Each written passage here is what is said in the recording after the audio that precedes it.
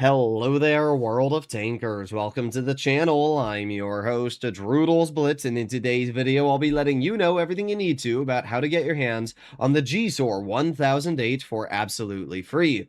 I'll also be letting you know how many battles it's going to take and if you should be able to get your hands on the lion or not. If you enjoy content like this and you want to see more in the future, please consider smashing that subscribe button down below. Now let's start off with cupcake boosters. As you can see, throughout the grind, you will get cupcake boosters, and there are 29 of them in total. Now, each cupcake booster is going to give you 1,000 cupcakes. As we can see, cupcake boosters will help you speed things up. With this booster, each battle you will earn 1,000 cupcakes no matter the outcome, which means that if you win or lose, you'll get 1,000 cupcakes.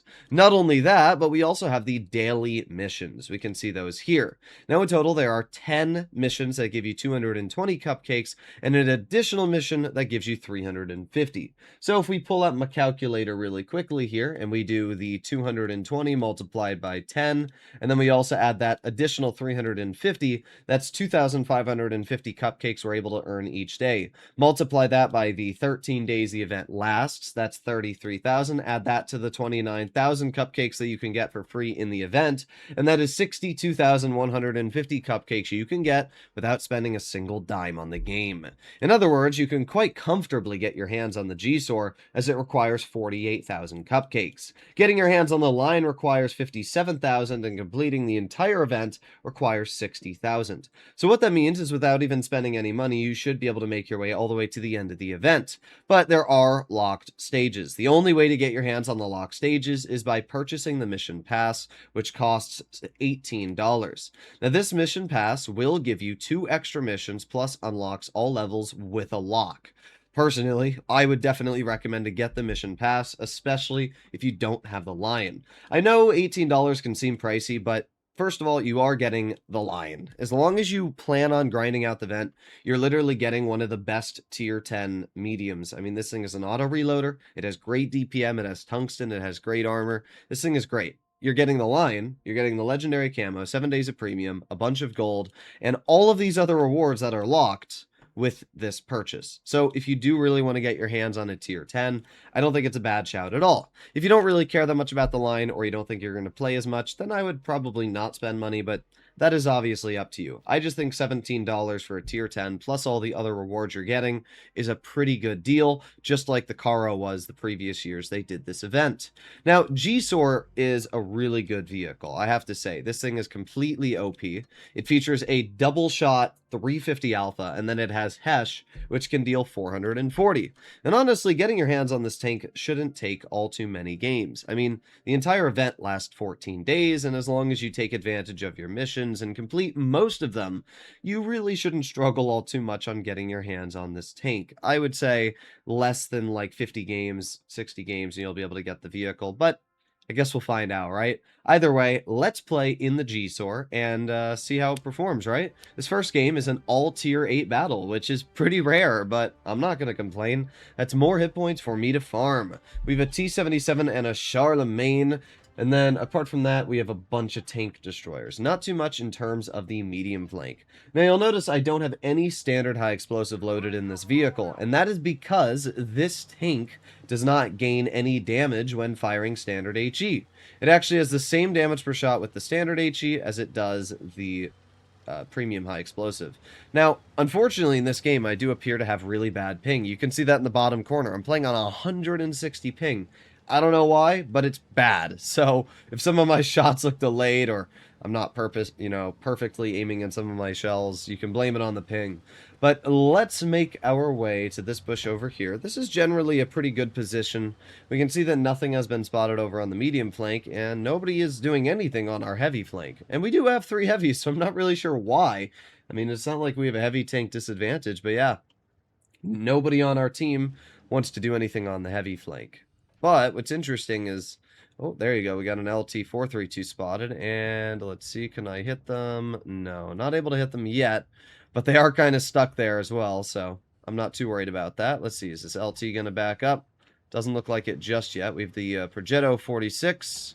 Oh man, my Kyler's being nuked. Who could have guessed that spawn camping in a heavy wouldn't work out well for you? All right, well, there's the Scorpion aiming. Boom, there you go. Okay, even with the delay, we were able to take that player out pretty easily, I gotta be honest. Alright, so we gotta turn around here. The KV-5 is AFK, so that's not great. Yeah, this isn't looking all too good for our team, is it? No. No, it's really not. We have the Challenger or the Charioteer over here, which tried to hit. Obviously, we didn't end up hitting that.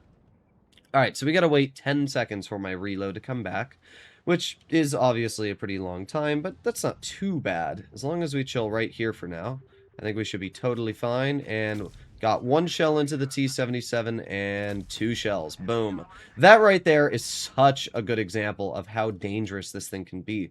When you can get this double shot gun to actually work, I mean, we just took off a substantial amount of that T-77's hit points. Now we're going to drive back up the hill. And let's see. We've got the Progetto. There's 367. And boom, 350. And just like that, the Progetto is now down basically all of their health. Now we're just going to back up over here. That T-77 is not able to hit me. However, we also have the Charlemagne, so I don't want to be hit by that either. Okay, T-77 high rolls the first shot. And boom. Okay. T-77 out of the game. We are up to 1,800 damage, which is already pretty good. We have the Charlemagne, who is trying to push our Kyler, so we're going to move up the hill over here, and we'll see what we can do. The Progetto's gone, so I don't really need to worry about that, and I have a feeling the Charlemagne's obviously going to shoot my teammate in the Kyler, so that means I can drive right over here. I can aim it on the Charlemagne.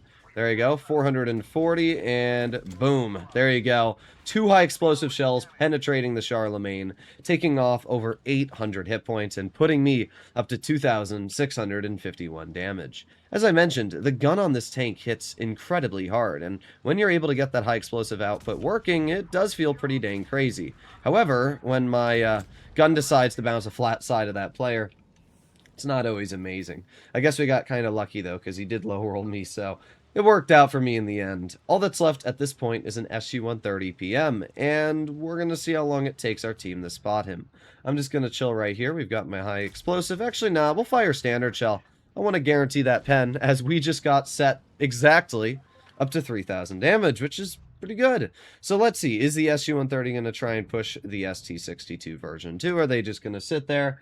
It doesn't look like they're going to make much of a play, and the ST finishes him off. But we can see why I really like the Gsor, and why I honestly consider this thing to be so dangerous. We didn't even fire that much high explosive, but being able to deal 700 damage in 2.5 seconds alone is really dangerous. Pair that with the fact that, like that one clip on the Charlemagne, we were able to deal a whopping 822 damage, and yeah, this thing's dangerous. It's really dangerous. So that's basically everything you need to know about the vent. You get a fantastic tier 8, and I'm not even like saying this because I can. I genuinely love the Gsor. Any review I've made on it in the past, you'll notice I've always said this thing is pretty OP if you know what you're doing. If you're a beginner, it might be a little tricky, but just focus on firing your standard and don't use your Hess as much. Either way, hopefully enjoy the video. I'll see you all in the next one. Bye-bye.